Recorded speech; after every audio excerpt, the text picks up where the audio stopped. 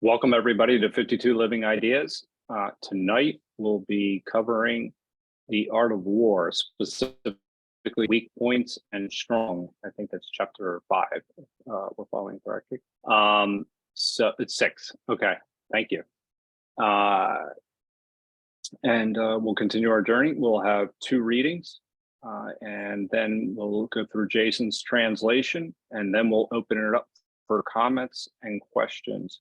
And so would anybody like to read? Please type the explanation. Just a minute. I think I forget that we this chapter is a little bit longer, and we decided last week we are going to split to 2 sections.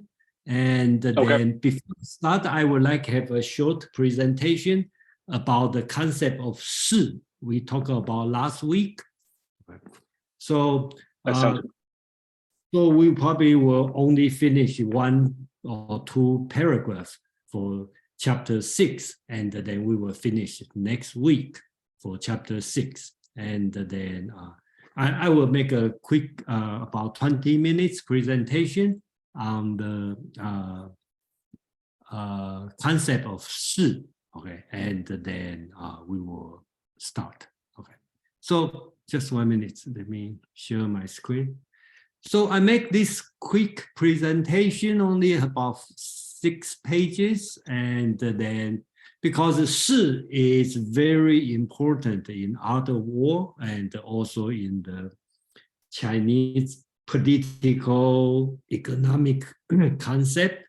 So I think it's worth to spend some time to understand this word and this concept a little bit better. So usually when we understand the Chinese word, and then we will go to the etymology, and for the most of language, for most of foreign language, we will go through the etymology. And then this word called 是, we use many times in the previous chapter, chapter 5.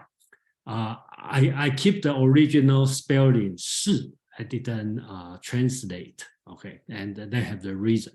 So let's dissect this word. You can see this word here on the screen. Then the center, that's the 是, it's being used. And this word, we call it the combined ideogram, okay? The combined ideogram is like they have a few words they put together and to form the meaning. So in this word, if we dissect, we will see 3 parts. On this part, on the right upper part, that's called 碗. That's a ball. That's a ball or a rock, something round, okay? On the left-hand side, this one, I don't know how to pronounce it, but that means the highland, okay? Something like a mountain in the highland, okay? And on the bottom, that means force.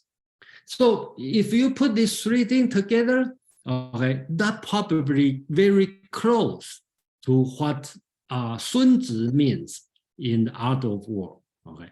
So if we recall on the paragraph 5, right, I'm going to read, I draw the picture, I find the picture here, kind of like in the rock on the highland, and they could create the force. The force is kind of naturally created, but it's there. Okay.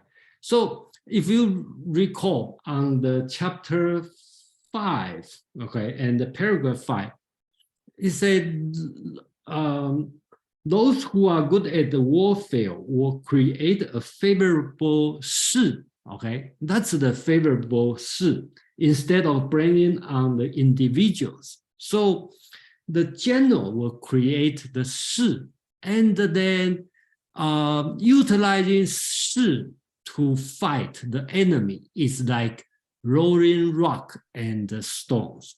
So that's the concept of 是 here. And to the end, Sun Tzu also said the people who are good at warfare is like round stones rolling down from a 1,000-foot high mountain. This is 是.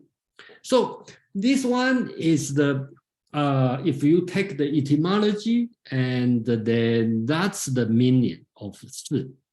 And today I'm going to provide another way to understand the Chinese word, and we borrow from Wittgenstein's philosophical investigation. I think that's a different way to understand the Chinese word, and I find out that it's very useful. So on his philosophical investigation, number 43, he talked about the meaning of a word is in its use in the language game. Wittgenstein put the language as a game, like a chess game. And then he talked about there's no way to treat the word as a symbol. So basically the word, the meaning is in its use. Okay, so by this way, the best way to understand the word is to go to how to use this word to understand its meaning.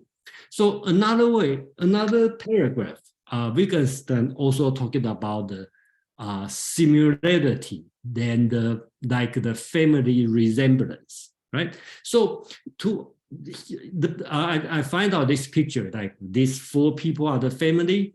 Jack and Bob, they share the same trait of brown hair, and then Jack and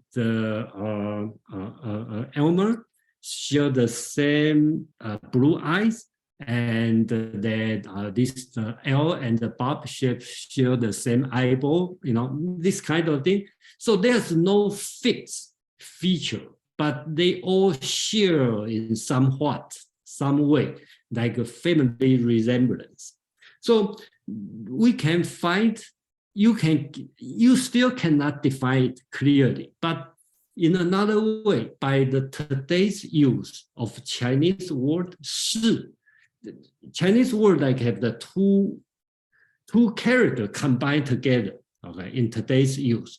And then each phrase or each meaning, they have a 是 included.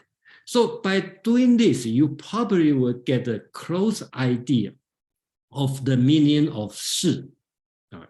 So I just give you some example. You will see this one. So this one we call 势力.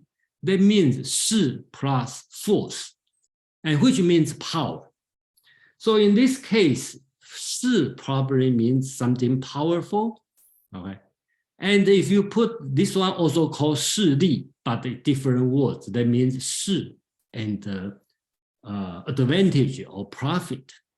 So this combination means snobbery.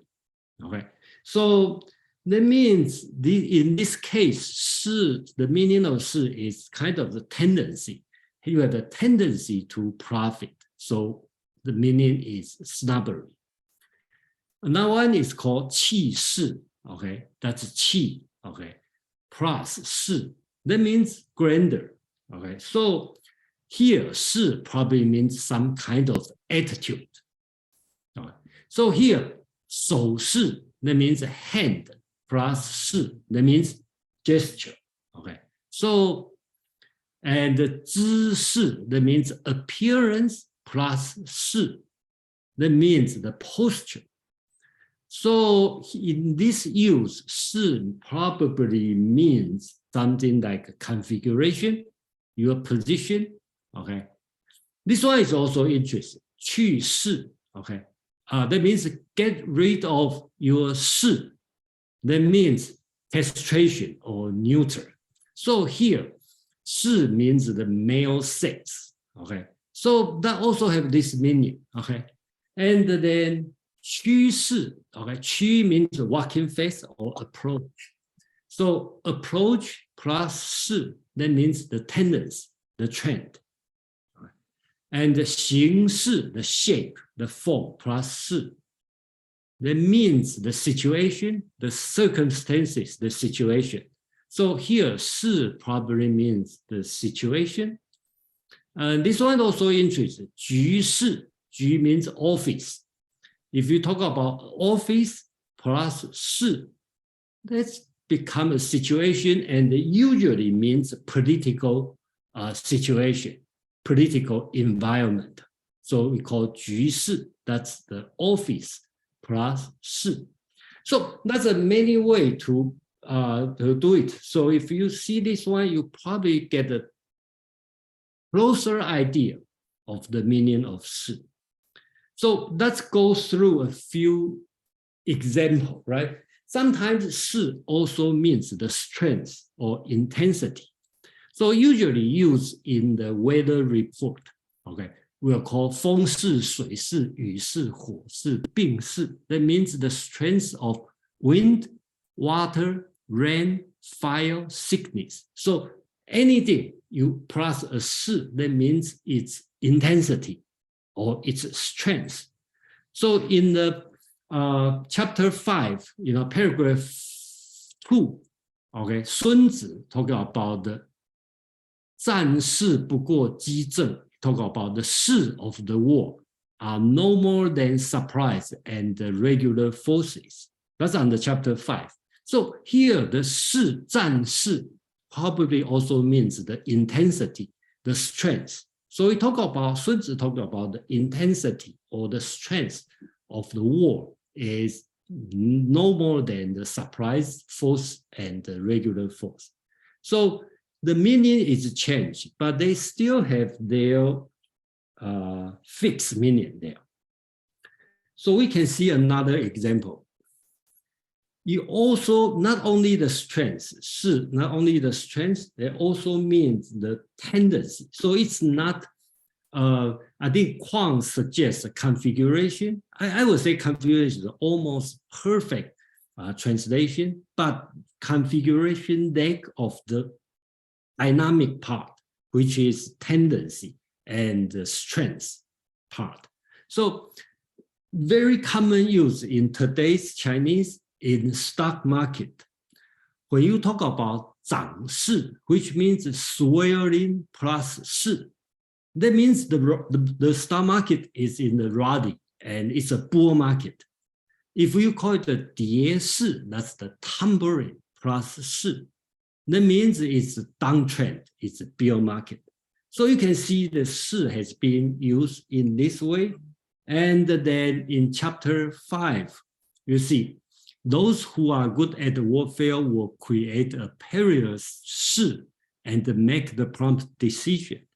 This 势 is like a drawing a crossbow and okay. So here, if you understand the 势 like a tendency and the strength, so you will have no problem to understand the 势 is like a drawing a crossbow. Okay, so it's a tendency to go in certain direction and have its strength.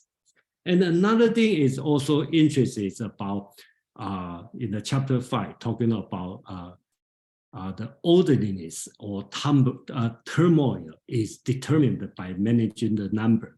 Bravery or fear is determined by creating 势, right? So here to talk about bravery or fear is determined by 势. Okay. So here the 势 is not much on the human interference, more on the situation the situation exists.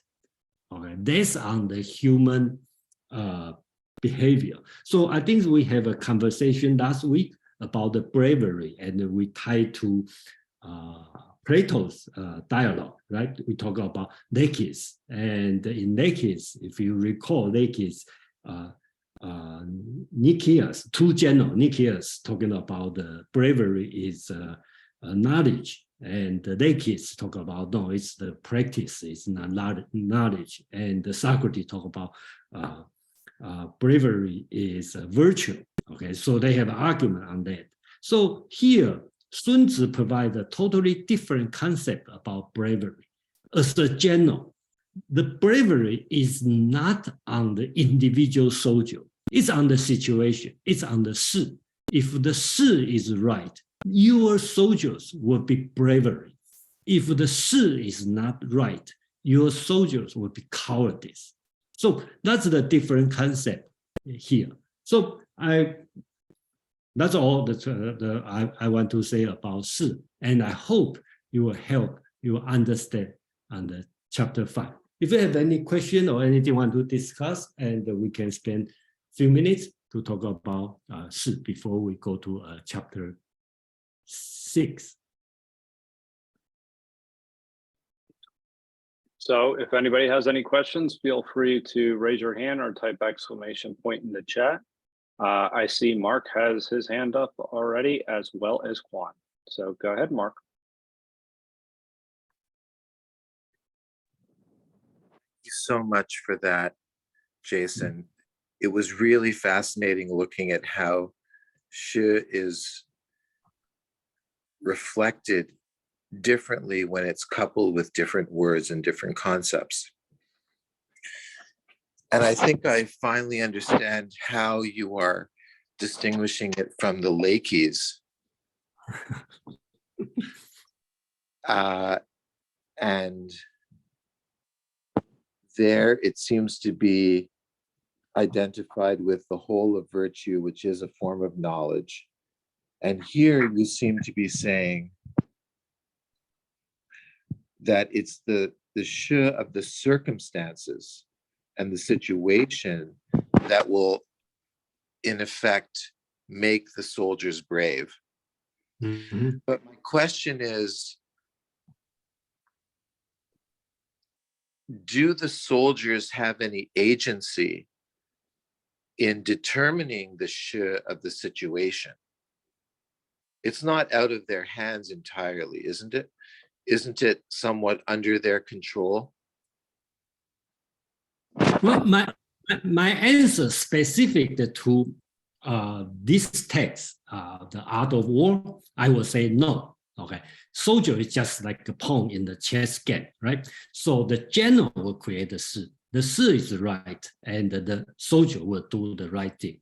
Okay, I'm not saying this one based on the individual virtue. I'm saying this one based on this text. Okay, the general, what the general need to do. Yeah. So next up we have Quan, followed by David, then Ahmad.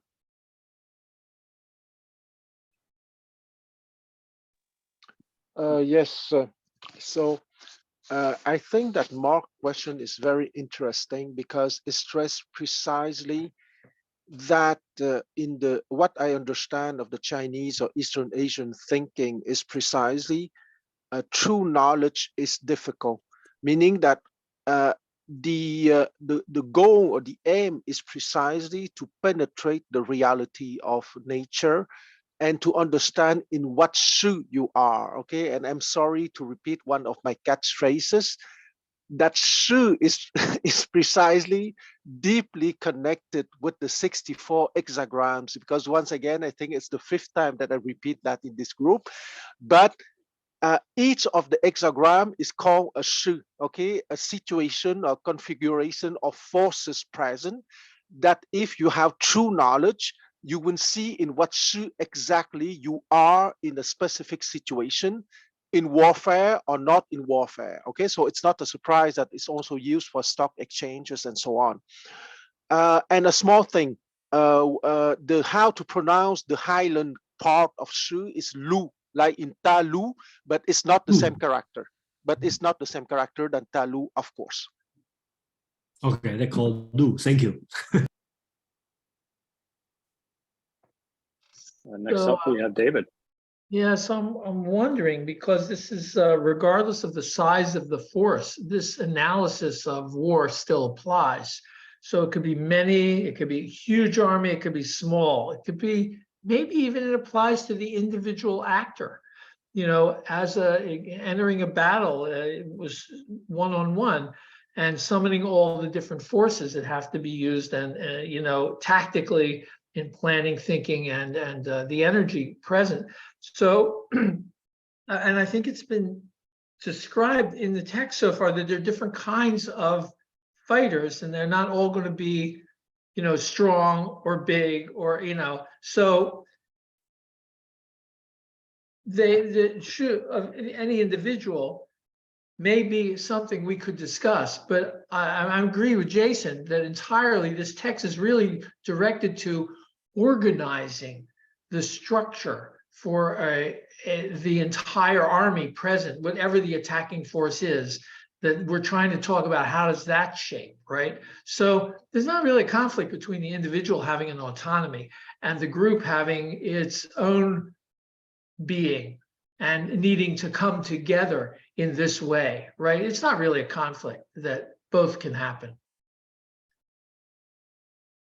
Yeah, thank you, David. One thing I'd like to mention, also tied to Mark's question, right? So if you talk about individual, so just like David said, you can down to like 1 million soldier with 1 million soldier and down to 10 to 10 or 1 to 1, that's individual fighting. If you are interested in the individual fighting, you probably want to go to the Japanese equivalent book called the Book of Five Rings. Okay, so let's talk more on the individual fighting. So, that's a thing, you probably want to reference in the Japanese Book of Five Rings. That's also interesting.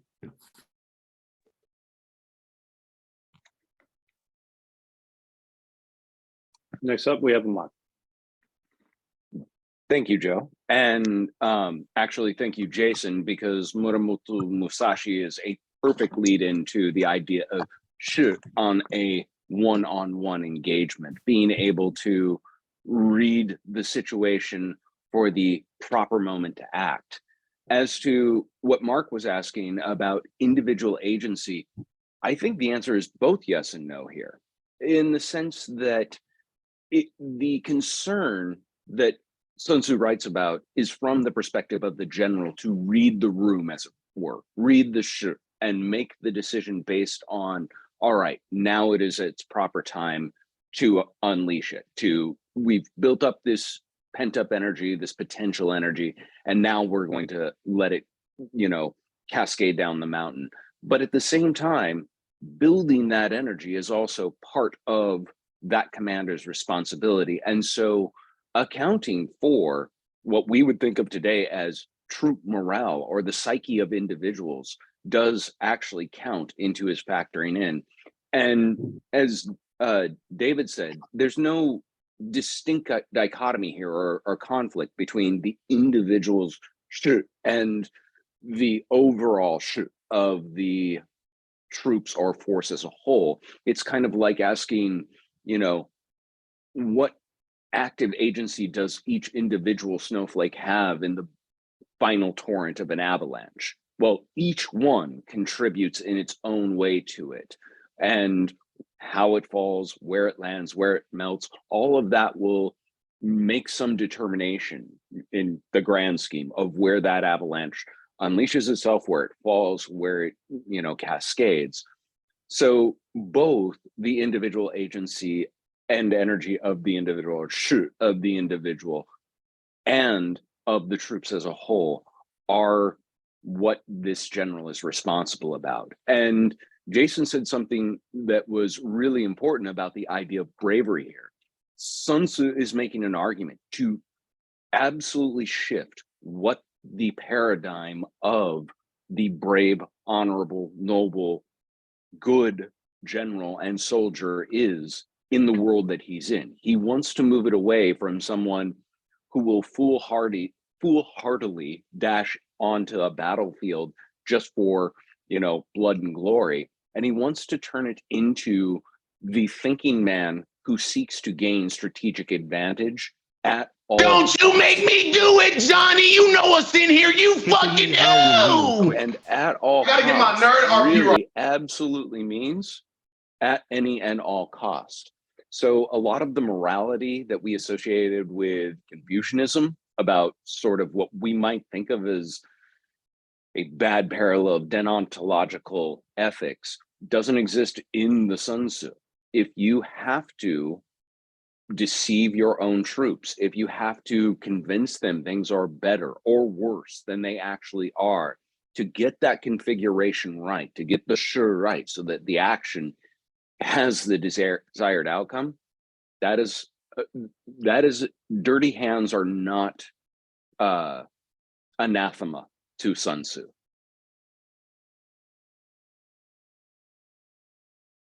Thank you, Aman, and thank you for weathering this storm there and continuing through the interruption. It was well I done. can Very teach well through a parade of people. One bomber ain't gonna derail me at all.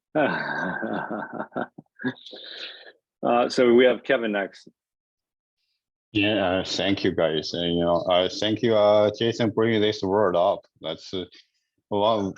So I got some minutes to stay, but back to you. I wanna last question ask: how do we define win? Win, could we consider short-term gain, long-term? Doesn't mean you win. Like so many applications. I just now posted one. Is for Asia, like Korea, Japan, and the Chinese play the game Go. It's black and white. They not consider individual, or you can eat one like international chess. Mike here, Mike is the expert about it. He can put his input. So it's about your the trend or tendency. Eventually, I occupy with the area. If I got more, I win. So that's a different international chess. Okay, if your king cannot move, you lost. So that's one you can. And another is about thank you use stock and a dollar. For example, I give a couple examples. My thought about the US dollar and SWIFT. If that's credit, United States, a great country, that's credit every country, every people like the US dollar and the system. If we use it as a tool, as weapon, people go scared away. You guys may have heard of de-dollarization a long time ago. Now, from country level, they try bilateral. Okay, I use your currency, use mine. Try stay away from US dollar. Even strong, you cannot even you cannot ignore it. But year by year, you see the trend, you see the tendency. So that's one example. Another is also apply to sanction. Right? We always use this since World War II. I would say it get obviously. We didn't. If you contact to 道德经with 德 and 道, what's the 德 first? If you don't hold that, still that's present. People like our U.S. and government people and as 德. If you don't consider that's like the precious metal, you save it, you lost that, keeping losing credit. As you use Western term credit, that's people going to okay, now I listen to you. You stick, I've listened to you, but slowly move away. That's another one. Thank you. Thank you, Kevin. Are there any other comments on this? Go ahead, please, Aman. I wanted to actually move us forward just a little bit because we're launching into the next chapter, which is many people have translated strength and weakness. Jason is translated as virtual and reality. This is that 属实 dichotomy that we discussed briefly last week. And this is going to be, again, a little bit of a challenge, not only for translation, as Jason and I discovered, but also for wrapping our heads necessarily around the full context of these ideas.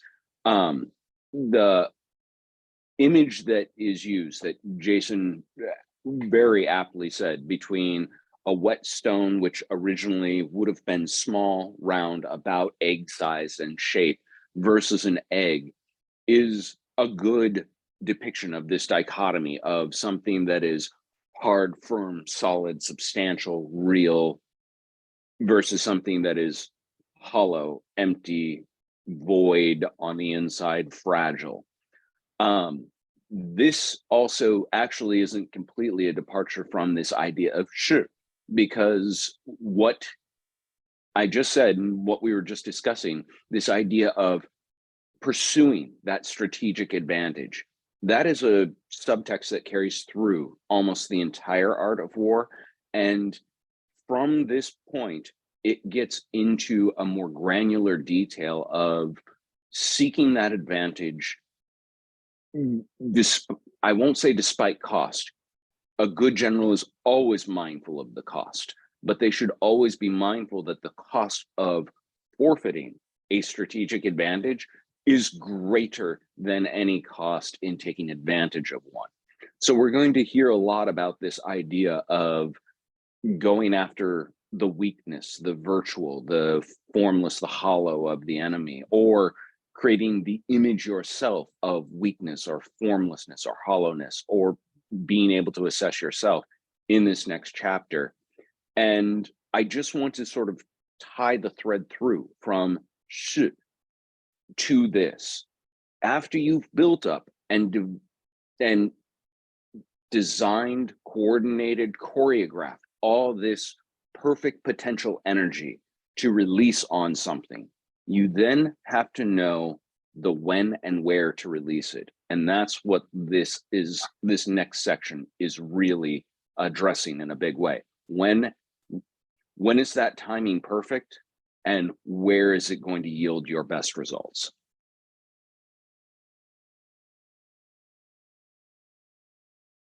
Thank you, Aman. Very much appreciate that and getting us prepared for this upcoming chapter. That context actually is going to help us a great deal. So thank you. Now, with that, Jason, are you ready to get started to go over the chapter itself? Or... Yeah, let's go to the chapter 6. Yeah, I think you amount to bring from the shi to 虚实. Okay, so most of the translation calls the weakness and the strong, right? The weak and the strong. And I'd like to almost like to call the egg and the pebble. Okay, but I decide at this moment, I decide to call it virtuality and reality. So I borrow from the virtual reality. So something looks real, but not real. And something looks real, but it is real. So I think that's the concept here. So just a quick review from we are almost half of this text. And as I mentioned at the very first time, I mentioned every time, who is the audience? From the beginning, I'm sure the audience is the ruler, the prince. And to the chapter 4, 5, 6, right now, the Sun Tzu is addressing to the general. Because someone asked a question that I think last week or 2 weeks ago,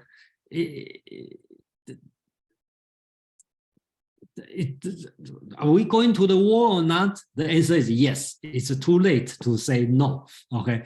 The first 4 chapters, Sun Tzu still tell the ruler whether or not you go to the war. That chapter 1 talking about the planning. You always have a plan on the war. Doesn't matter your situation is in peaceful situation or in the wartime. You always have a plan. Okay. And then number 2, chapter 2. Sun Tzu talking about waging war, but he's talking about the money. How much does it cost? Okay, but ask the prince, think about it. Before you go to the war, think about how much does it cost? And you need to know the evil side, the disadvantage of war. Before you can get the profit of the war, you need to know what's the downside cost. Number 3, the Sun Tzu is talking about stratagem to attack. Remember, stratagem to attack. He is not talking about how to attack. He talking about your strategy to attack. So in my opinion, the war still not start yet. Still during the planning is thinking about war. Number 4, talking about formation. And kind of Sun Tzu talking about defense. So here is the changing point. It probably changed the audience to the general, because you can say in the defense, okay, and still in the peacetime, you always have the defense, the concept of defense. Yeah. So number 5, which is last week, talk about shi. And just we mentioned the bravery, the concept of bravery, like the rock on the rolling down. So I think here, for sure, it's not the ruler or the prince's concern. Basics is addressing to general. And so if you think whether or not we should go to the war, the answer is yes. As a prince, I already appointed a general to lead the military. For whatever reason, you go to the war. So that's last week. And this week, if you more detail, we talk about the virtuality and the reality. What's real, what is virtual. So that's, we are going to start this week. And then, so let's start, and then based on. Do we want to ask if anybody else wants to share what they've taken from the Art of War up until this point, or no? We'll just go right into the text. It's up to you. Probably we just go to the text, and then we have. Okay, we'll go to text. We're not going to finish. From now on, the text get a little bit longer. So probably from time to time, we will need the 2 sections for each chapter. But I'm not sure, because Sun Tzu's writing is kind of a lot of repeating. Okay, so we will depend on how fast we move forward. If most of people are very interested in this detail, we will slow down. But one rule is, 2 rule I want to set is, I don't want to go 3 times per section. Okay, the max is 2 weeks per section. And number 2 rules, I don't want to rush. Okay, so we will make sure all the questions addressed, and then I don't want to rush. So I think based on these 2 rules, and we should be able to, move smoothly. Well, I'm going to go ahead and hand it off to Shrikant from here. So, all right. If Thank that's you. okay with you. That's perfectly fine. Thank you. Thank you, Joe, and thank you, Jason. So let's start with the readings. Who would like to read? Go ahead and type ! If you'd like to read. Shrikant, before we get into that, I just raised my hand for a split second. Is that okay? Yeah, very, very briefly. Please go ahead. I also wanted to commend Jason on the part of his presentation that related to Wittgenstein, because your use of his idea of the meaning is in the use of the word, and bringing our attention to his family resemblances is probably a great idea.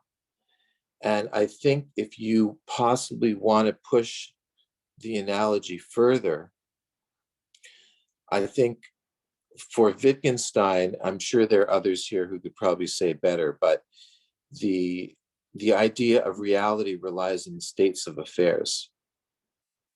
And this kind of situation is something more akin to what you are describing Shi as, perhaps. I'll just leave it at that. Thanks. I just want to interrupt 3 seconds. Just want to interrupt 3 seconds. One of the translation of Shi is precisely state of affairs.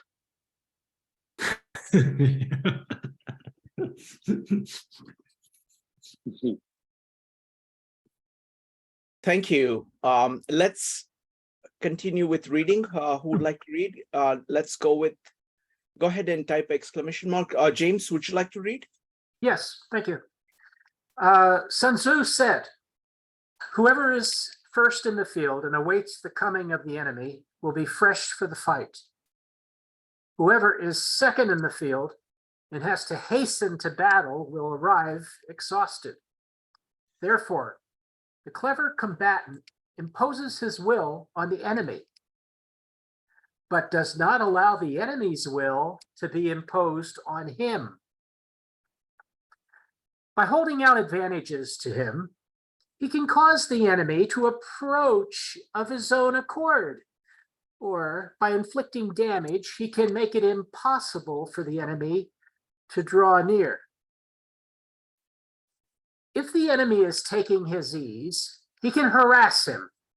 If well supplied with food, he can starve him out. If quietly encamped, he can force him to move. Oh, yeah, I think that's it. Yeah, Thank you. Aman, would you like to read another version? Sure. This is the Samuel Griffith translation. Oh, all right. Sun Tzu said, generally, he who occupies the field of battle first and awaits his enemy is at ease. He who comes later to the scene and rushes into the fight is weary. And therefore, those skilled in war bring the enemy to the field of battle and are not brought there by them. One able to make the enemy come of his own accord does so by offering him some advantage, and one able to prevent him from coming does so by hurting him. When the enemy is at ease, be able to weary him. When well fed, to starve him. When at rest, to make him move.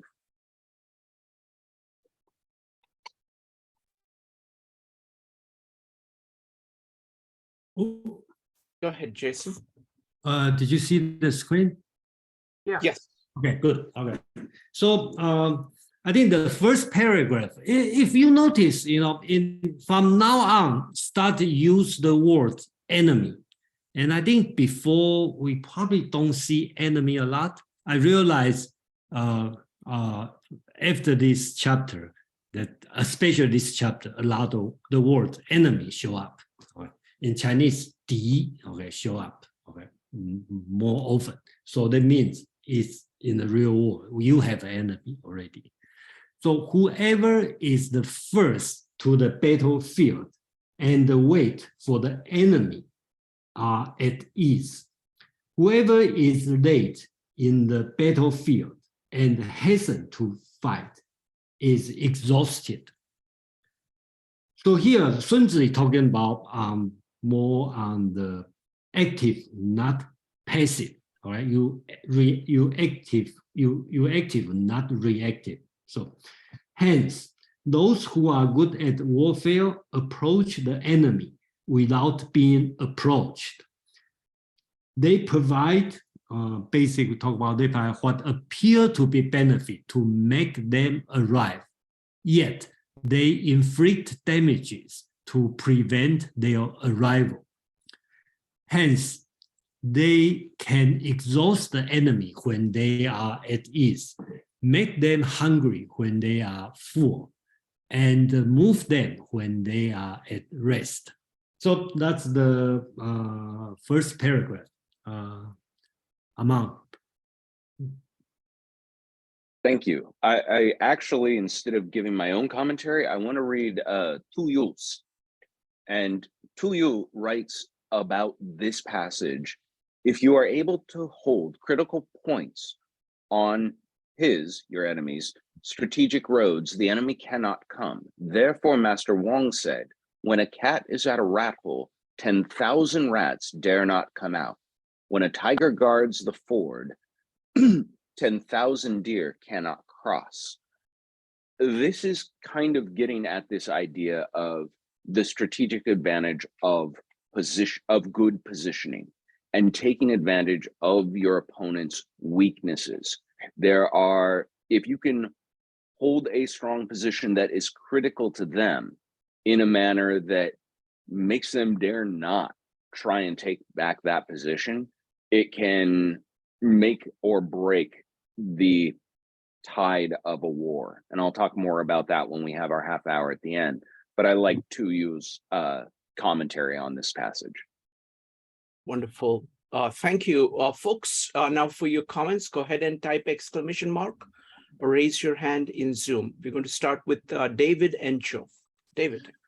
I think, yeah, this is interesting. We're not talking about how many forces have to be applied and, how to march your battalions around, but about the things that really make the enemy's energy not work.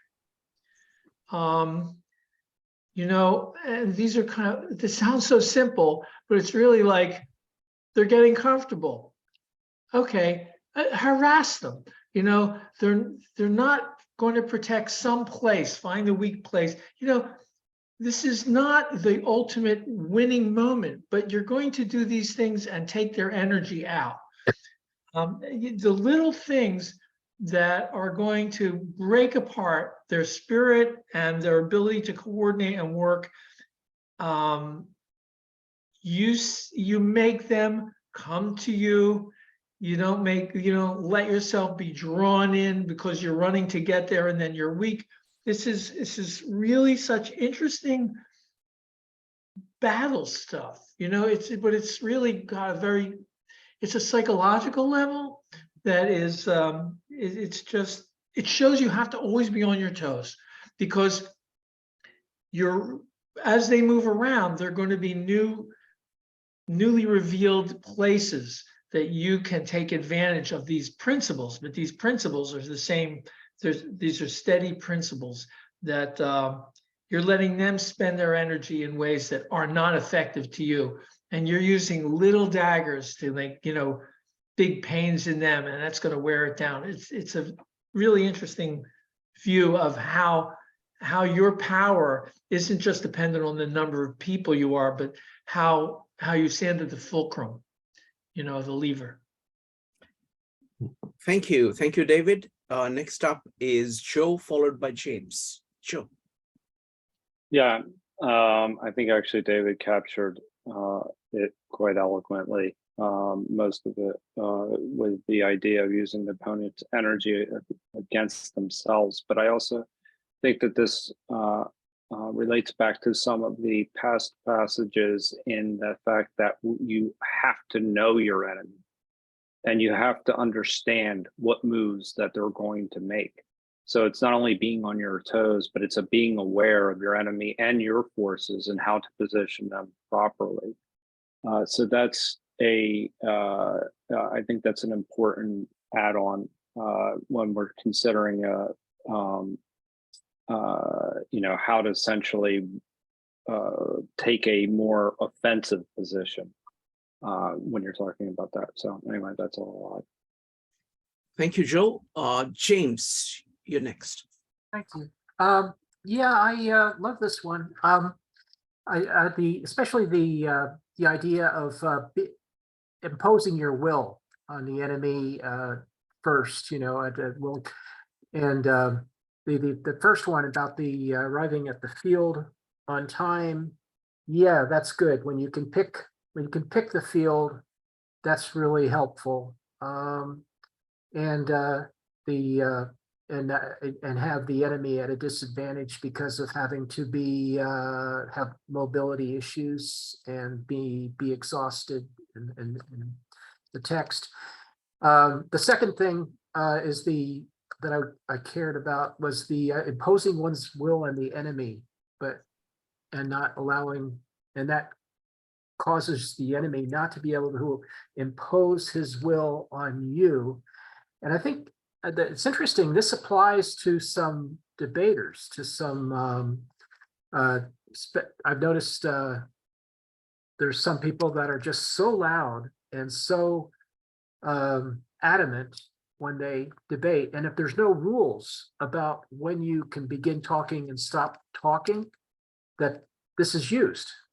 These people impose their will on the other people in the room. And I think Adolf Hitler was really good at this. He was someone who could enter into a situation and only he would be allowed to talk, and he wouldn't make any opportunity for someone to oppose him.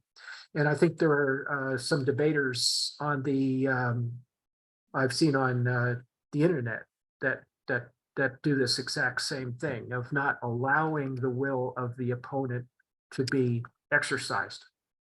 So it applies to that's a non-war example, but I think it's very I think it's very cogent to me because I've seen so much of that. Thank you, James. All right, shall we go to the next round? Who would like to read? James, would you continue reading? All right. Appear at points. which the enemy must hasten to defend. March swiftly to places where you are not expected. An army may march great distances without distress, if it marches through country where the enemy is not. You can be sure of succeeding in your attacks if you only attack places which are undefended. You can ensure the safety of your defense if you only hold positions that cannot be attacked. Hence, the general is skillful in attack whose opponent does not know what to defend, and he is skillful in defense whose opponents does not know what to attack. Oh, divine art of subtlety and secrecy, though you will learn to be invisible, though through you inaudible, and hence we can hold the enemy's fate in our hands. You may advance and be absolutely irresistible if you make for the enemy's weak points. You may retire and be safe from pursuit if your movements are more rapid than those of the enemy. If we wish to fight, the enemy can be forced to an engagement even though he be sheltered behind a high rampart and a deep ditch. All we need to do is to attack some other place that he will be obliged to relieve. If we do not wish to fight, we can prevent the enemy from engaging us, even though the lines of our encampment be merely traced out on the ground. All we need to do is throw something odd and unaccountable in his way. Thank you, James. Amon, would you like to read the next one? If anybody else wants to read, you're welcome to go ahead and type exclamation mark. Otherwise, sure. There's a lot of commentary, so I'm just making sure where this one ends. Okay. Verse 2. Appear at a place to which he, oh, wait. Is that right? Yeah, appear Yeah. At where the enemy. Appear at places to which he must hasten. Move swiftly where he does not expect you. That you may march 1,000 li without wearying yourselves is because you travel where there is no enemy. To be certain to take what you attack is to attack a place the enemy does not protect. To be certain to hold what you defend is to defend a place the enemy does not attack. Therefore, against those skilled in attack, an enemy does not know where to defend. Against the expert in defense, the enemy does not know where to attack. Subtle and insubstantial, the expert leaves no trace. Divinely mysterious, he is inaudible. Thus, he is master of his enemy's fate. He whose advance is irresistible plunges into the enemy's weak position. He who in withdrawal cannot be pursued moves so swiftly that he cannot be overtaken. When I wish to give battle to my enemy, even though protected by high walls and deep moats, cannot help but engage me, for I attack a position he must succor. When I wish to avoid battle, I may defend myself simply by drawing a line on the ground. The enemy will be unable to attack me because I divert him from going where he wishes. thank you, Amon. Jason. Okay, this paragraph is long, and then just be sure. So, appear where the enemy won't go. Go where you are unexpected. Okay, this first sentence become very famous in the daily Chinese saying. Okay, appear where the enemy won't go. Go where you are unexpected. Okay.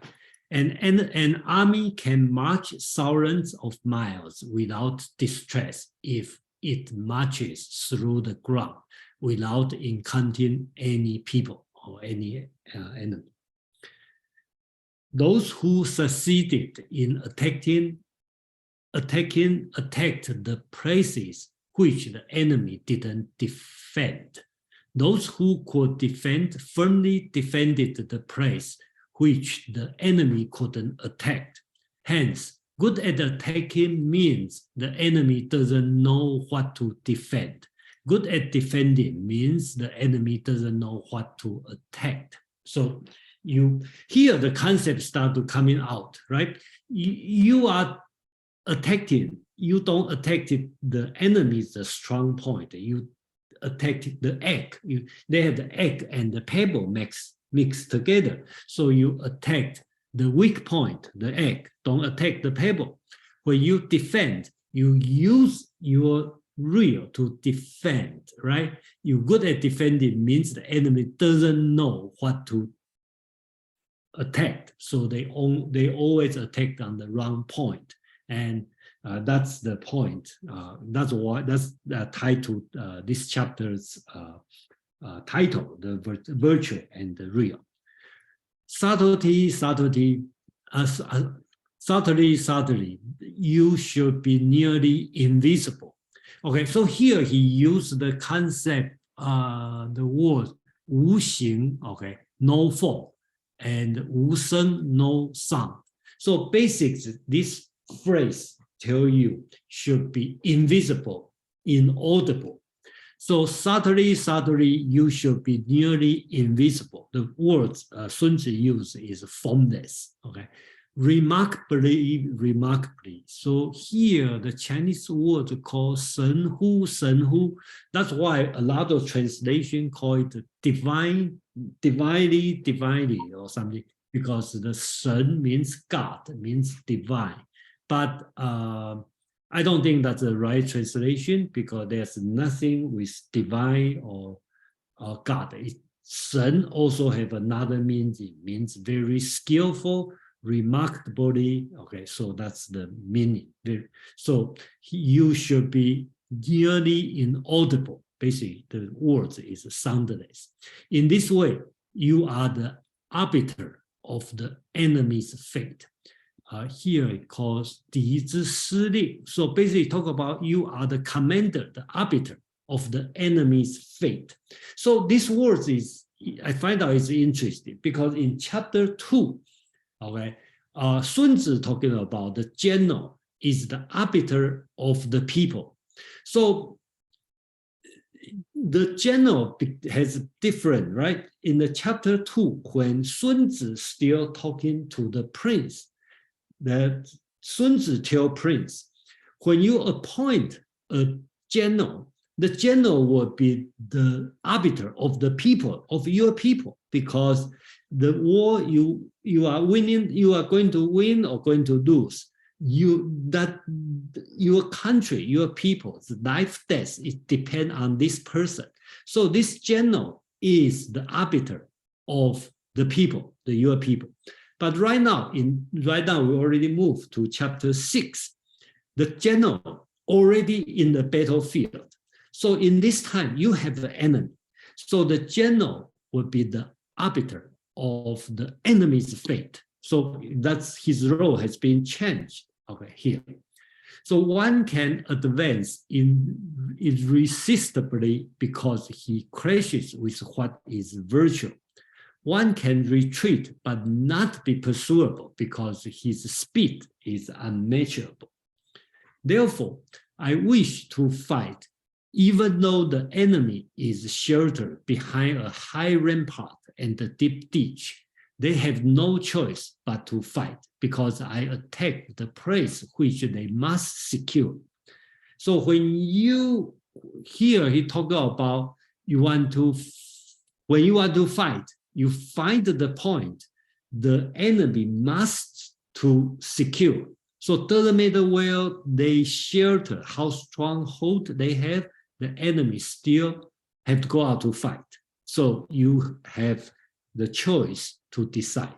So second part, if I wish not to fight, even though I merely draw a line on the ground to defend, that means you don't need to defend if I don't do fight. The enemy won't engage in fighting because I contradict their intention, or I defy their expectation. Basically, when you want to fight, enemy will have to fight. When you doesn't want to fight, the enemy won't go out to fight. I think that's his point. Amang, you have anything? I want to thank you. I always get tickled when I see that we're disagreeing on a particular translation, but you like to retain what I put. Because I do think that the actual wording isn't either, obviously, it's Chinese. But I think the idea of confounding their intentions, defying their expectations, I think both actually fit the idea here pretty well. The idea being that an enemy coming to battle is coming infamously with a plan, and it is in your hands to disrupt that plan if you can have some indication, some inkling of what it is. The more you know it, the easier it will be to disrupt it. And there are several ways to know it, obviously. Spying will become a big component of the art of war in later chapters. But there are other ways beyond spying, simply watching who's marching, how are they marching, what gear are they bringing? It's kind of that, feign in football where you line up and then you're trying to see what the defense is to gauge them before you go on some offense. This is the exact same thing. As the defender, you're trying to see what the offense is thinking before you have already planned for defending that. Knowledge is power. That is the subtext to this chapter. And I really want to say more, but again, I'm going to reserve as much as possible towards the end because I think there are great examples to be given. Thank you, Amon. Anybody wants to comment? Go ahead and type an exclamation mark or raise your hand. In Zoom, we're going to start with David, followed by James and Joe. David. Yeah, I so much agree with what Amon just said, that this is, it's good calling it the subtext, or it's what you know and making sure your enemy does not. And you keep yourself invisible, secret, inaudible, and your intelligence is what lets you know, but keeps you hidden. So he thinks he can attack, and you can throw him off with a deception, and you can keep your lines. But you really have to keep your knowledge up to date as things are evolving in this. So it'll be interesting how we're told to keep this incredible intelligence, because you're always deceiving the enemy over where to attack or to defend. You can lead them to attack, to engage in battle, even when they're in these ramparts, and they're totally safe behind walls, but there's some attack point because you know enough that this must be defended, so there is a way to get the enemy out. If you have that knowledge, then you're in the position, regardless of everything else about their position, you can make them come out and fight. And is the opposite, you can prevent them from attacking your lines. If they don't really know about you and they attack something, you can throw them off of the deception. So it's all about keeping yourself hidden from them. You travel in secret, and he hasn't really said how you hide yourself and keep secret, but that seems to be one of the great skills of keeping your intelligence superior. But that's going on here. He's not talking about the intelligence, but you need the intelligence to do what he's telling you here. Thank you, David. Next up is James, followed by Joe. James. Thank you. I really like the parts about, attacking the enemy's weak points and making sure that your retreats are faster than the enemy's attacks, and looking for the places where the enemy is obliged to supply relief. Looking for if the enemy's well dug in, has these reinforcements and so forth, find places where the enemy has to supply troops. Look for places to attack where the enemy is obliged to relieve his forces, and so I think that's and also if you don't wish to fight, there are ways to prevent the enemy from engagement, and you know, so it's some really brilliant stuff. Thank you. Thank you. Joe, you're next. Yeah, just briefly, just to build on it, I think the element of having good information, which is based off intelligence and based off of spying, essentially, is essential. And then I think that allows you to outpace the enemy to the positions that they wish to be, and so that you can start to reposition and your enemy to places where they become vulnerable. Then you can exploit those vulnerabilities in a number of different ways. However, I think the key point here is something that is often lost on a lot of people, is the idea of being inauditable. Often people telegraph in some way, shape, or form, even in everyday life, what they're planning to do. And it's best to remain reserved and to just have your own plans in mind and to move forward quickly and intelligently. Thank you, Joe. Anne. Yeah, I'm just interested, not so much in the tactics, but the understanding of how to create, you know, psychologically some problems for the troops. A lot of this stuff relies on, as I see it, creating a sort of bewildered or befuddled or surprised or beleaguered, generally manipulating the psyches of the people that you're attacking. That's all. Thank you. Thank you. All right, Joe, did you have another point? Yeah, just a really brief point, because I think that that's interesting. Only so far as that one of the key things about in chapter 1, I believe, essentially, is having faith in your leadership, in your general. So if you're able to create confusion on the other side, they also lose faith in their hierarchy, which actually puts them in a position where they're actually much more vulnerable. So it creates a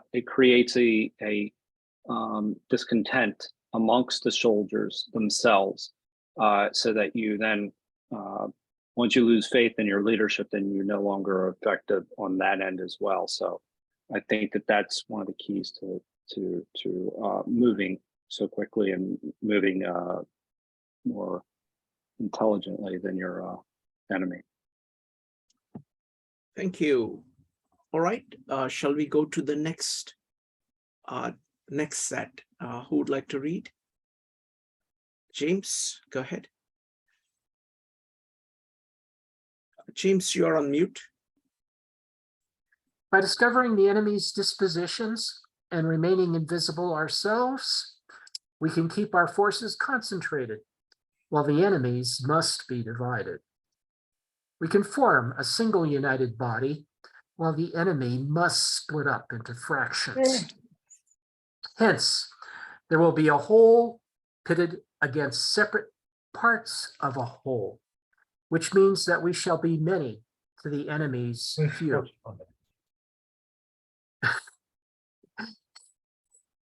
And if we are able thus to attack an inferior force with a superior one, our opponents will be in dire I think straits. we should stop here, you know, according to this paragraph is short. Oh, sorry, Jason. I think this paragraph. Okay. Yeah. Go ahead. That's combined. I'll just repeat the last one, number 5. I have one last phrase where you came in. And if we are able to thus attack an inferior force with a superior one, our opponents will be in dire straits. Maybe that's not in the original.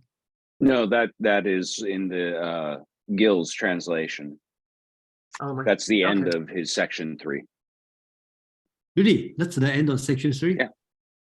Yeah, that one. Oh, I put in a different place. So Jason, do you want to stop here or do you want to continue? yeah, how about that? Let's continue. So Go ahead. we can finish. James, please continue. No, I'm done. Thank you. That was the last phrase. No, And- please continue to the next section. Yeah, Oh, you want me to do the 6-4? next section? Oh, okay. The spot where we intend to fight must not be made known. For then the enemy will have to prepare against a possible attack at several different points. And his forces being thus distributed in many directions, the numbers we shall have to face at any given point will be proportionately few. For should the enemy strengthen his van, he will weaken his rear. Should he strengthen his rear, he will weaken his van. Should he strengthen his left, he will weaken his right. Should he strengthen his right, he will weaken his left. If he sends reinforcements everywhere, he will everywhere be weak. Numerical weakness comes from having to prepare against possible attacks. Numerical strength from compelling our adversary to make these preparations against us. Thank you. Amon? Okay, so 6-3 and 6-4. Okay.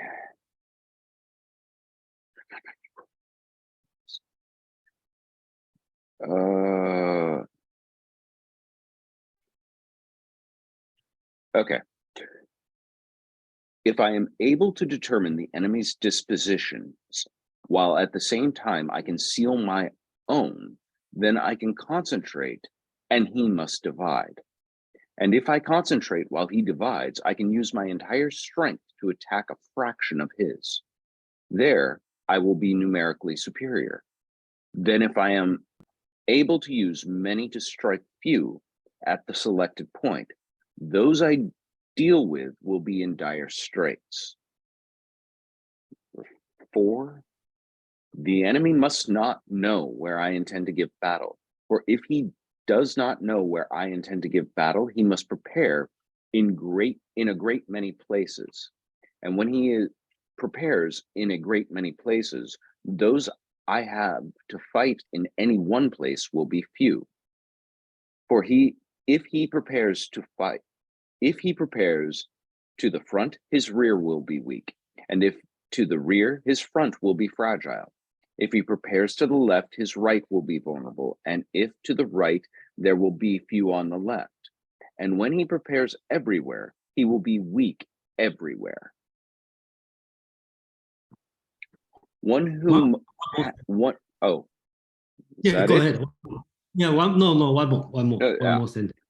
One who has few must prepare against the enemy. One who has many makes the enemy prepare against him.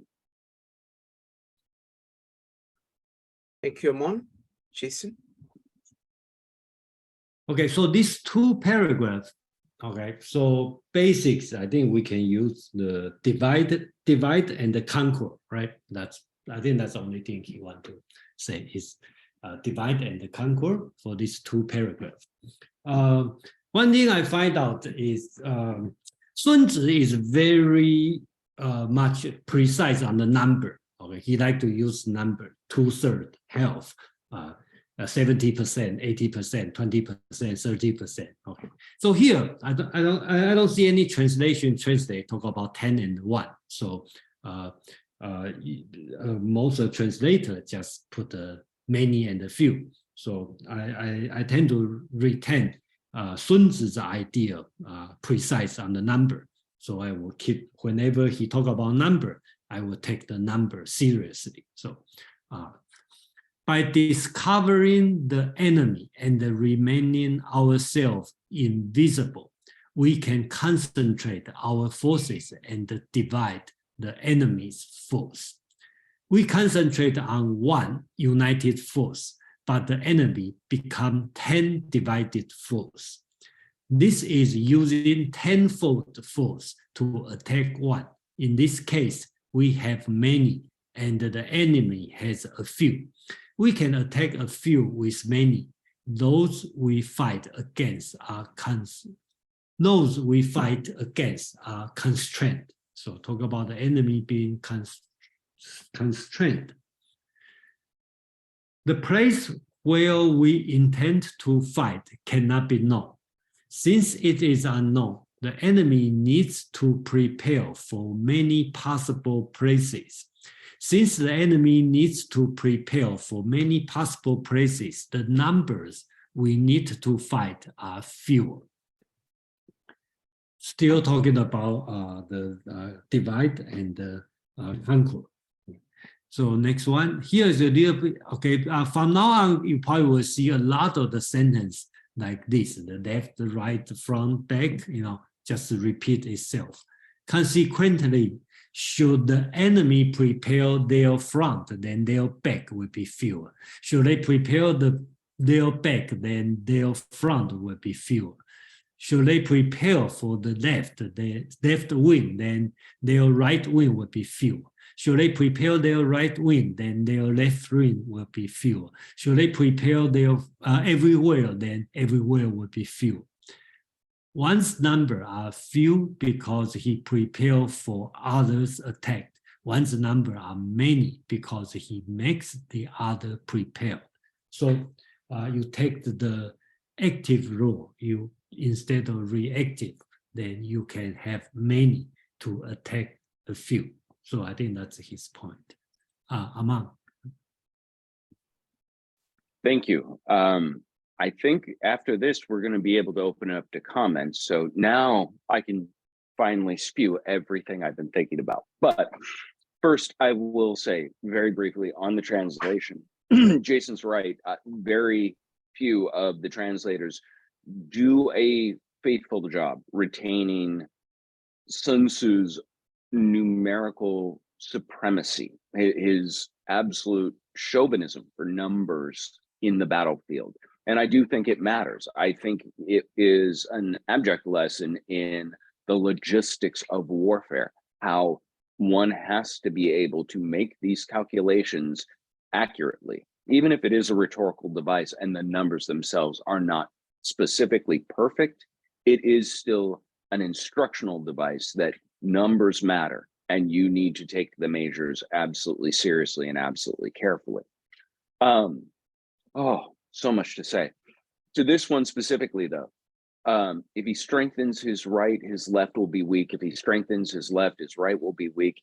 It's like boxing. I mean, or you can think of any number of examples, and I've been chomping at the bit to mention the Lennox Lewis Mike Tyson match forever. So here's my chance. Mike Tyson in 2002 was the undisputed heavyweight champion and a monster. He we all remember him biting Evander Holyfield's ear off. But in the Lennox Lewis match, he headbutted this man who had 4 inches of height on him and nearly 15 pounds. Lennox Lewis was a much bigger man.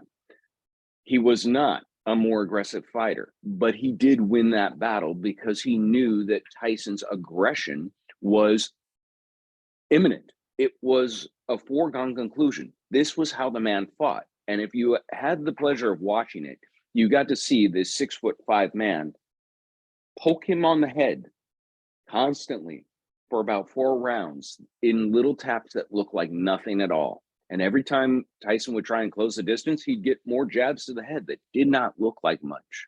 But those tiny little jabs to this undefended place of his, repeatedly going after what he didn't view as a weakness, what he left unguarded.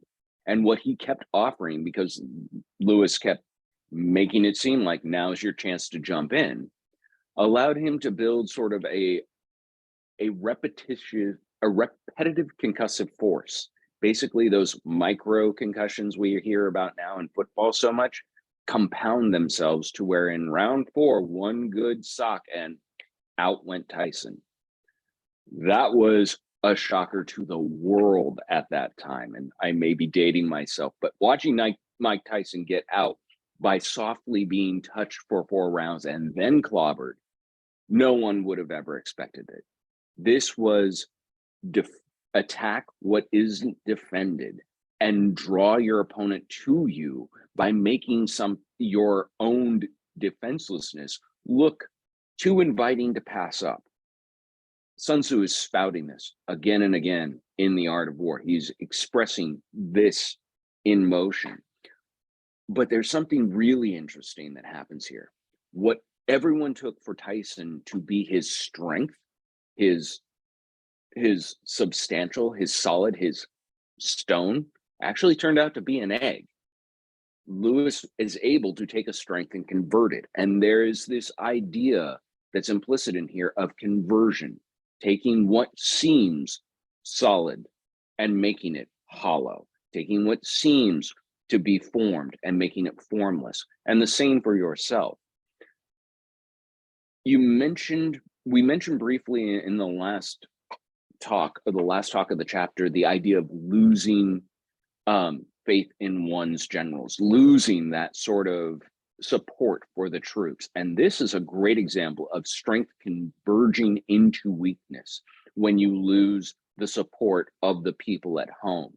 This is something that happens in warfare readily. And this was probably the broader message, even though I agree, with Jason, that he's talking to a general about conducting warfare.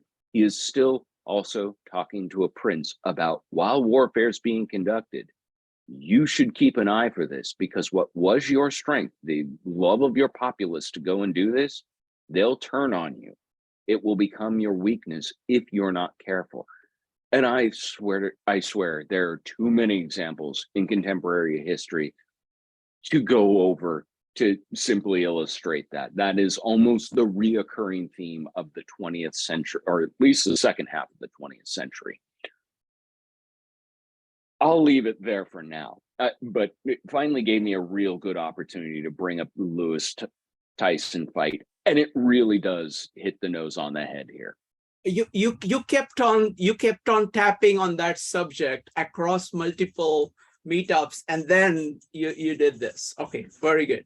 Excellent. Thank you, Amon. Jason next, and now, everybody is welcome to bring up, any theme at this point. So go ahead and type an exclamation mark or raise your hand in Zoom.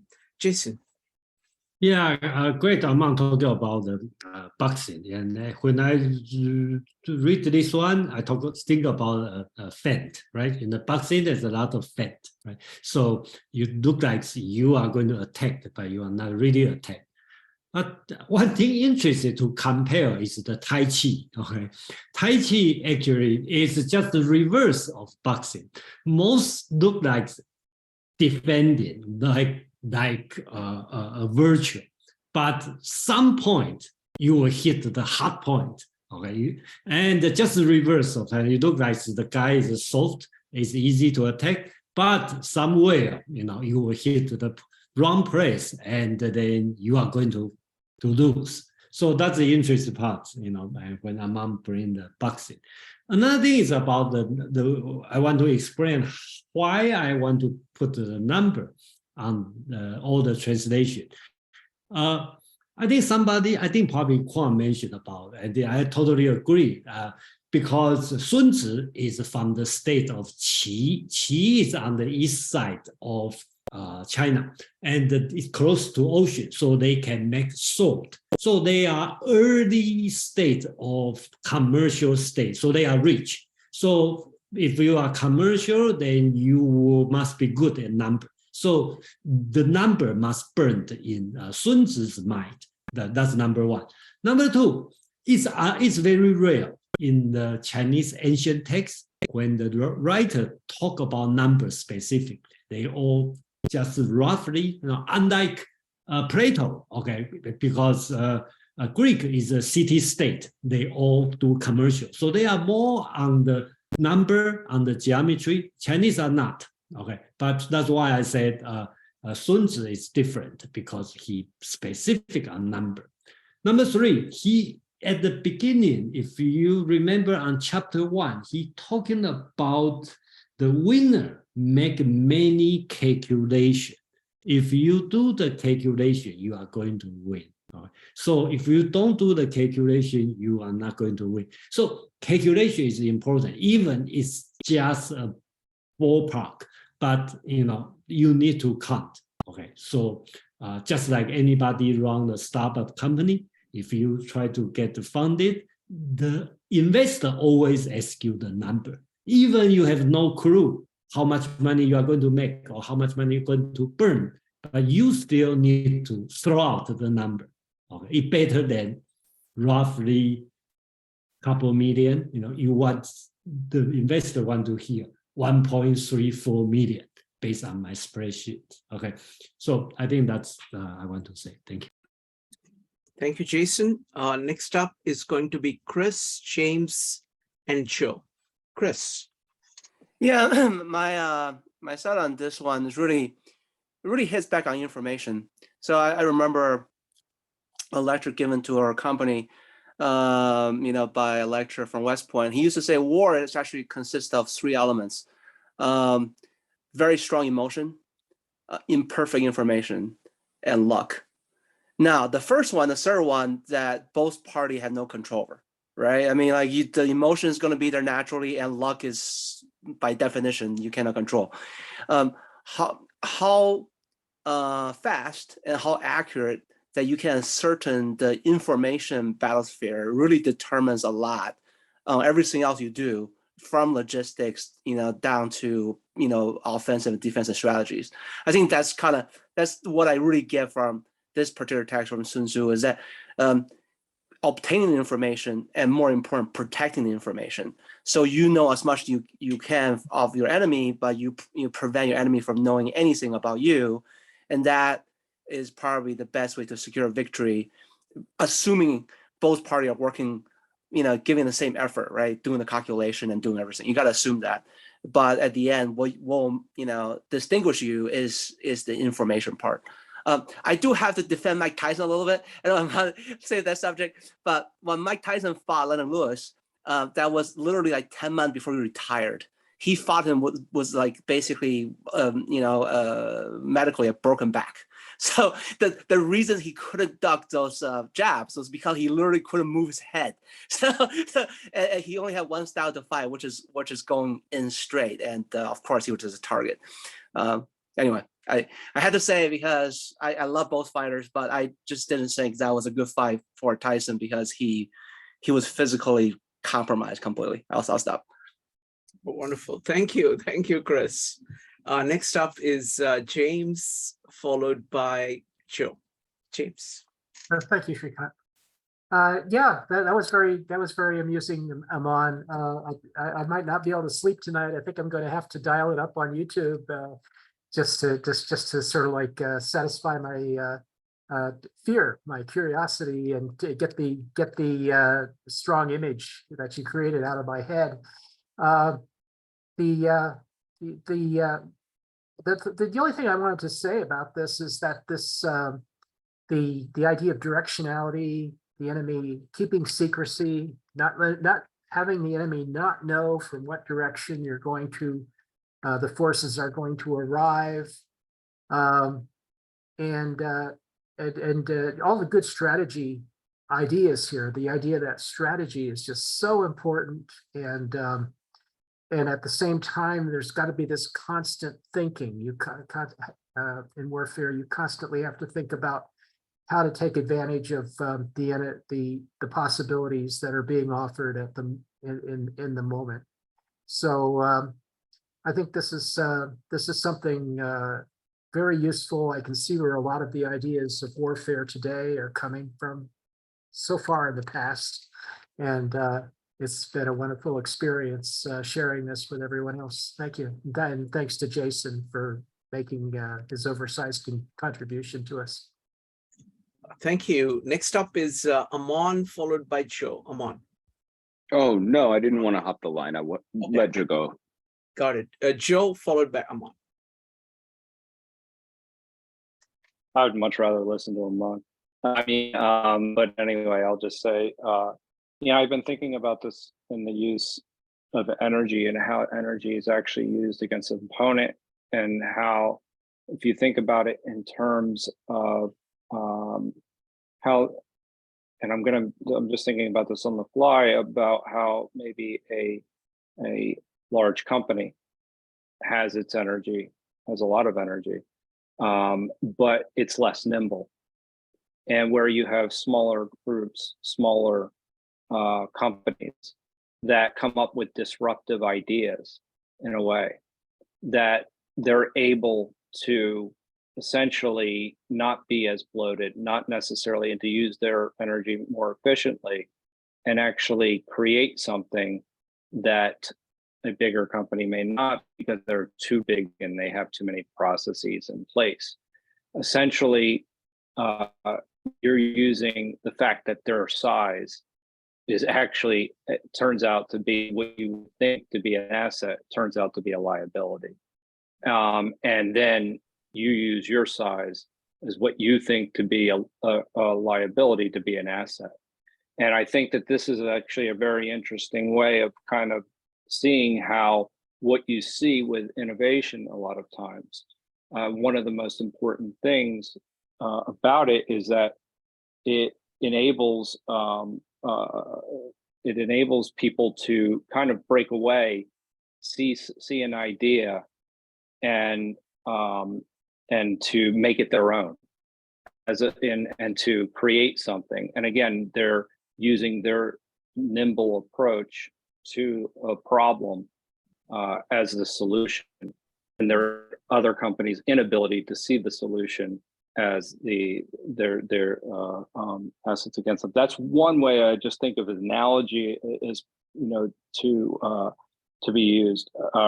And then I think that this is often used as well. I think I could come up with a lot of different sports analogies, but I know that we have to have a limit probably on the number that we're using this evening. But I really do have some good ones, but I'll save them for later.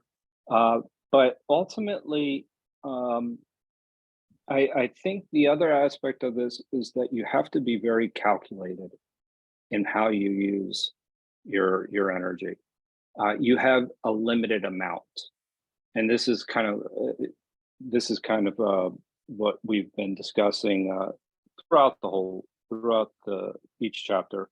But you have to be able to quantify your risk, and you have to know where you want to go, and what is the highest value for the action that you're going to take.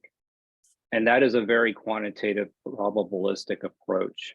And when you're talking about engaging in war, you have limited amount of materials, and especially if you're a small force and you're going up against a bigger force, you have to have a way of maximizing what you do well, and exploiting what the bigger force doesn't do well. And I'm just, again, I just thinking in terms of you're quantifying your risk, you're choosing the right actions, and your actions are aligned with what your enemy may possibly do against you. That gets a little convoluted, I guess, but I'll stop there. Thank you, Joe. I should have gone to the sport. Jason, you had a comment? No, just go from the order. Okay. Let's go with Amon, Mark, and Jason. Amon. I'm really glad I let Joe go first, because it took my thinking in a different direction. I was going to talk about storming the beach at Normandy as an example of what Chris was saying about imperfect information, a bit of luck, and a lot of emotion. But that imperfect information works on both sides. And what Joe was talking about with industry as especially when you think of these sort of titans of industry in their citadel of their interest, took me down a whole different road. Small anecdote, very brief, no sports analogy, I promise. 1950s, a company called the Haloid Photo Company moves into Rochester, New York, next to the headquarters of Kodak, which is the behemoth citadel fortress. They say they're going to compete. Kodak looks at them, thinks there's no competitor here. They hire a couple of professors from, I believe it was Syracuse, to work for them. Kodak can't figure out what they're doing. A couple of years later, Haloid Photo Company adds the word Haloid Photo Company and Xerox to their name. We all know what happens from there. Kodak saw them as competing in the same exact field that they were. What they failed to imagine, what they were not nimble enough to conceive of, and what Xerox cued to real quick was there was a whole nother potential market for photo copying, for the photo industry that Kodak was leaving on the table. And now Kodak is a bankrupt company and there's still a Xerox machine in everyone's office. So this idea of defending where attacking where they're weak and defending where you are strong. They lived up to that, even though they were attacking what was essentially a behemoth of industry, something that couldn't hope to think to topple, at least on their own terms. But by knowing this other niche that they could carve out, that they could exploit and they could expand in, they exist now. Kodak does not. That's a great example of imperfect information and knowing the sure that you're able to generate, building the proper energy towards an outcome in the right direction with the right configuration. All those things kind of come together there. And to give it in terms that I think James would appreciate, Haloid bluffed. They came in there and they made a bluff. Kodak called their bluff thinking, you are not a competitor. You are not going to, they moved right next door, same neighborhood, but they looked at them and said, there's no way these people have any threat to us. So at the end, if you're going, the lesson here is not just about making a bluff, but if you're going to bluff, your plan B ought to be spectacular, and it ought to be something more devastating than the bluff itself. I think that is something that Sun Tzu would approve of, and that a lot of leaders failed to learn by making bluffs with nothing to back it up. Excellent. Thank you. Thank you, Amon. Next up is going to be Mark, followed by Jason. Mark. Thanks, Shrikant. I was just fascinated by the number of dichotomies that show up in this chapter. And I think this has been characteristic of the work as a whole. Just from the beginning of 6, we've seen rested versus weary, well-fed versus starving, resting versus moving, concentrated versus divided, being in many places versus being in few places, being one versus being a plurality, the known versus the unknown, the back versus front, left versus right, weakness versus strength. And I think Jason or Aman, one of you in the past has been making the point that part of the general knowledge that lies in the background is the yin yang.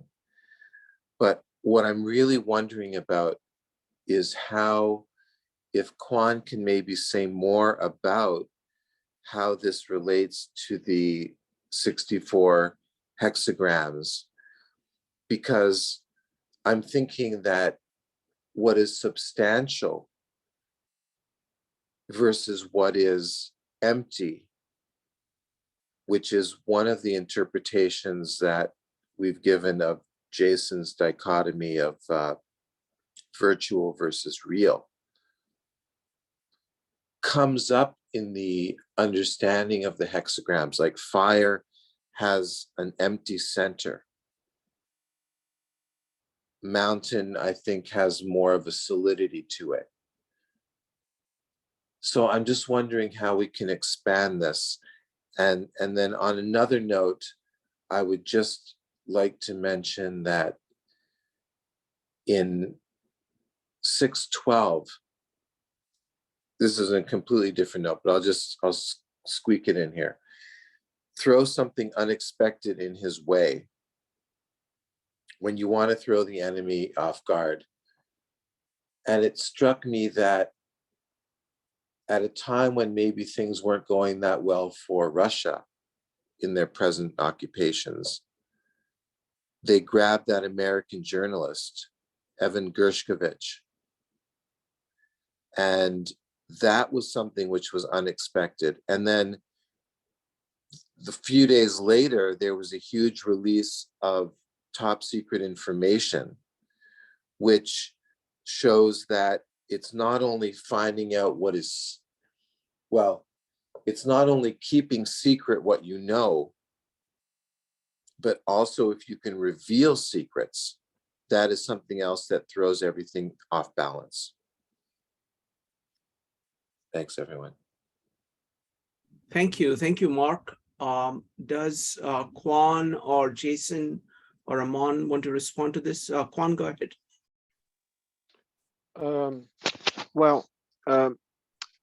What the relation of the Shu and the 64 hexagram is once again related to the central question of Chinese philosophy, and I think of all philosophy. It's not a, it's a principle, okay, that is true knowledge is difficult. And the hexagram reflects the epistemological development from 1 to 6, okay, the 1 being the bottom line and 6 being the top line. And normally in a truly fair society, it corresponds to the social ranks. And those social ranks should be exactly matching the epistemological development. Okay, so when Jason answered maybe an hour ago, that it's for the general to create the conditions, or rather it's to the general or to the prince to understand very specifically in what shoe we are, and to create the narrative, creating the cohesiveness inside the population and the army precisely. Because once again, the principle is that not everyone, maybe the hypothesis is that not everyone is at the same epistemological development. And a order society is a society where the people having the highest epistemological development, meaning the people at lines 4 and 5, must take responsibility and must create the narrative to create precisely the order and the cohesiveness within the society. Okay, so it's a very top-down vision, and I would say that it's very top-down vision is the same vision that the West had maybe a century or 2 centuries ago. And what is the present speech of equality in my mind is moving away from that reality of natural laws, and that those natural laws reflect that natural hierarchy. And once again, I repeat the main principle: true knowledge is difficult. And I want to repeat what I think Mr. Wu, I'm sorry, I forgot his given name. I think it was Chris Wu. Chris, yeah. Chris Wu. He said that war is an affair of imprecise information, of chaotic emotions, and of luck.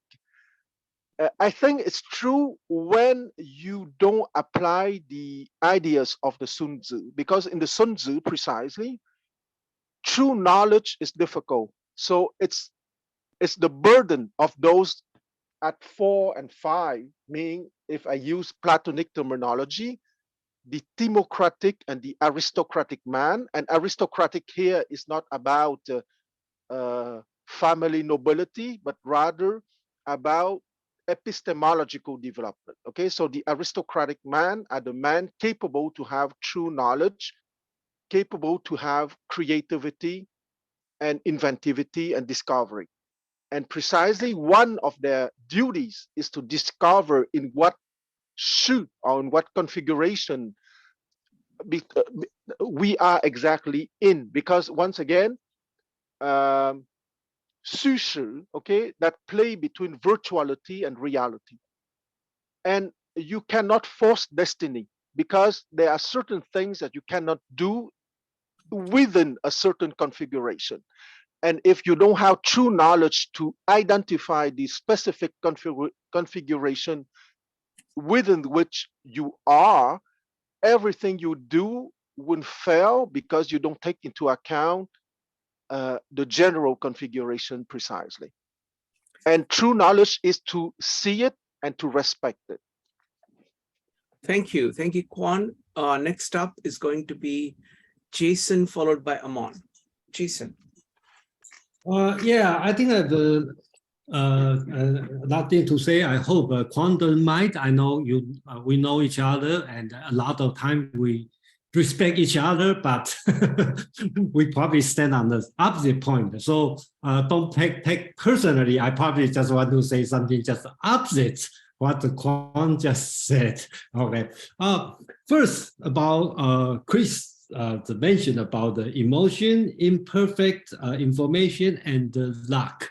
My idea is Sun Tzu deal this one perfectly. Okay, so Chris mentioned about these three things from the West Point. Let me appreciate Sun Tzu much more. If we take these three as a guideline, and I find out, as the ancient time, that's assumed. We don't know, because personally, I probably assume the text is being forged in a later time, but at least 2,000 years ago. Okay, it could be that. So that's debatable, but I want to say this is very ancient text for sure. And then the thinking is very advanced, because number one, talk about emotion, especially in this chapter. You probably notice Sun Tzu is playing the psychological game here, where he talk about virtual and the real, and to feint, and then to deceit. That's create the shi. That's talking about psychology. So psychological game. So he deal with emotion during this part. Number two, imperfect information. He also deal with this one. That's why he put the number on that. Just same as a startup company, right? When you don't know what you are going, you even don't know what's my next meal, but you are talking about 5 million, and the next year, or 10 million the year after, 20 million, third year. Okay, you are talking about this big picture. So you are dealing with imperfect information, and the Sun Tzu is very well to throw up the number. He dare to throw up the number. That's the way to deal with it. Number three, luck. Unlike most of the ancient philosophers, he never mentioned God. He never talk about divine message. He never talk about this thing, something up. He's very practical. He doesn't deal with that at all. Only thing he deal is be prepared for bad luck. Okay, so I think in this way I appreciate Sun Tzu's writing. It's very modern in this sense. And another thing I like to mention is about tie this one to. I hope it's not too off from the topic about the 64 hexagram. And then I think Kwan knows me well on this. I don't appreciate I should not say I don't appreciate the 64 hexagram or 易经. I view it a different way. I see this one will compare to in the Western philosophy, kind of a Pythagorean, okay, philosophy. So in a way, it's great, okay. But the mystical part, I totally reject. Just like when I study Western philosophy, I will appreciate Pythagorean's idea of the number, the routine, the rule, but he also has a mystical part. Same as the 易经, or you want to call 64 hexagram. If I treat as a Pythagorean in China, I will take its logical, is the structure, because Chinese doesn't have a geometry, doesn't have the good mathematics during that time. So that's a good thing to exercise your brain and to serve as a training tool or serve as a guideline for you to do something. But I will totally reject the mystical part, okay, prediction of this part. I don't know, this one is in most of people's idea or not, but that's the way I'm thinking. So I'm not sure the answer to Mark, okay, about does the art of war, does the writer has, Sun Tzu has the 易经 back in his mind or not? I don't know, because just like a fish in the water doesn't know where he lives inside the water because he grew up in this. Does yin yang is in his mind or not? Does 5 elements in his mind or not? I don't know, because the later part, Sun Tzu really talk about 5 elements, but he just talk about 5 elements as it's the change, but he didn't talk about like the fire will kill the metal, metal will kill the wood, wood will kill the. He doesn't talk about this because I believe this one is the later time development, not the ancient time. So it's hard to answer this question of whether or not yin yang and 5 element and 64 hexagram is in the author's mind or not, because I don't know, because just like a fish in the water, you cannot tell, the fish doesn't know the fish is inside the water. So I think this one will be the ongoing question for the most of the people. Okay, and then I probably will repeat my answer again and again, and I hope will become clear and clear, because I'm really not very sure. I just have to choose the position I am standing. Yeah, thank you. Sure, thank you, Jason. Quan, would you like to comment on this before we go to Aman? Okay, Aman wants to go. I got to run real quick, and yes, please, I want to thread this needle, because I think between what Quan said and Jason said, there's a nice middle ground that I like what Jason kept saying about fish having no word for water. You would, and I mentioned this before, this idea of pan-Asian ideas that simply existed within the zeitgeist of the Chinese world. So Sun Tzu or Sun Wu would have been raised in that world. Many of these ideas would be there, present. I agree with what Quan says about this idea of the I Ching, the book of change, that change is the only ever-present constant that you can rely on. Things will change. And if you are really good, you might have some gauge of predictability in that change, but you're never going to get it 100%. You can just get a feel for it, like predicting the weather. And so in that sense, yes, I do think that there was an element where really what Sun Tzu was trying to do was eliminate the luck and come up with better predictors.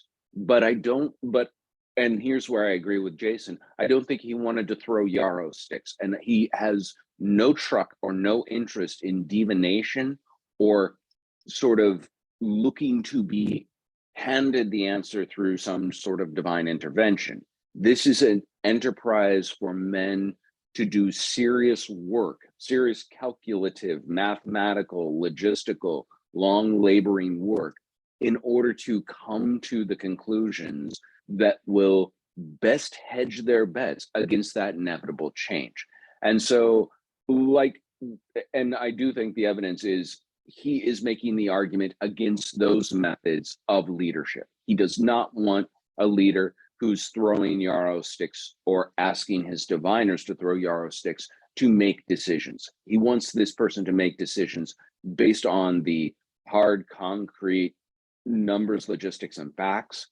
But at the same time, he would be so steeped in that world that the idea of inevitable change, the idea of balanced dichotomies of a sort would exist for him, and it spills through into the writing, where, as Mark pointed out, all of these dichotomies that he's pointing out.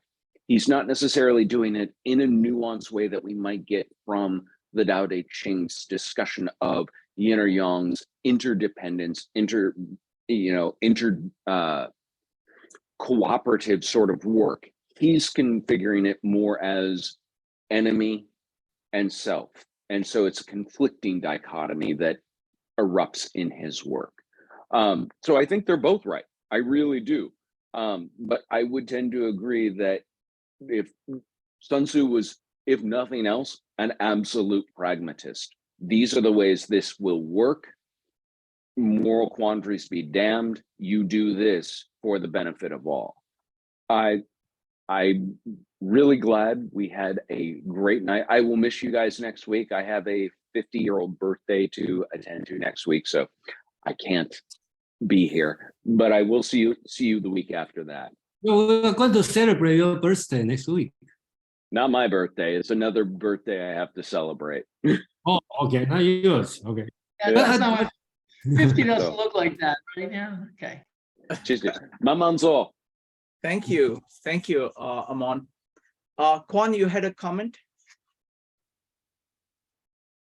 Yes, I have a comment, and maybe Jason wouldn't be disappointed, but we agree because everything he said, I agree.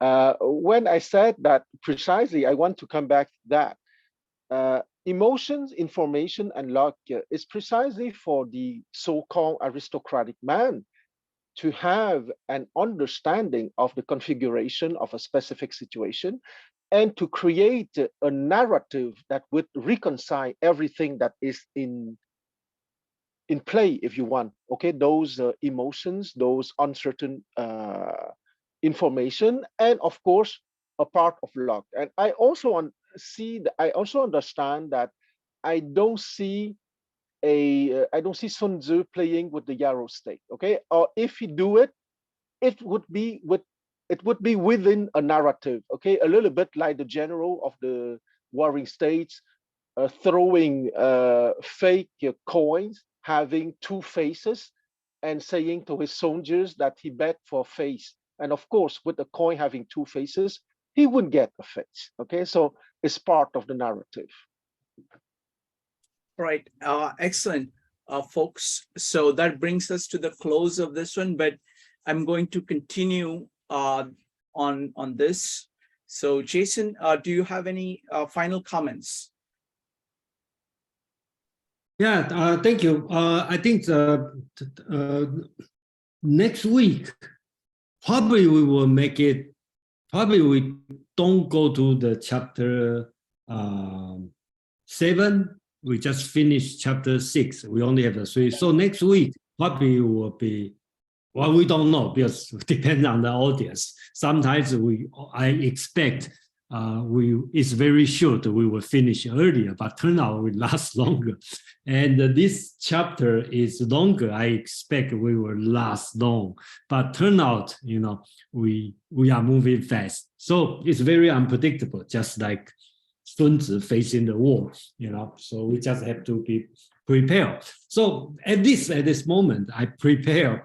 Next week, we probably only have 3 paragraphs, and we will make it a little bit shorter. And well, it could be longer. We don't know. Okay, but my expectation is a little bit shorter. And if you have a lot of example, you can probably we have a lot of time to discuss. Yeah, that's what I want to say. And thank you, everybody. And thank you, Kwang. And then we always have a very interesting discussion. And Yes. because we all understand too much, so turn out we have a different idea. But anyway, thank you. Thank you, Jason.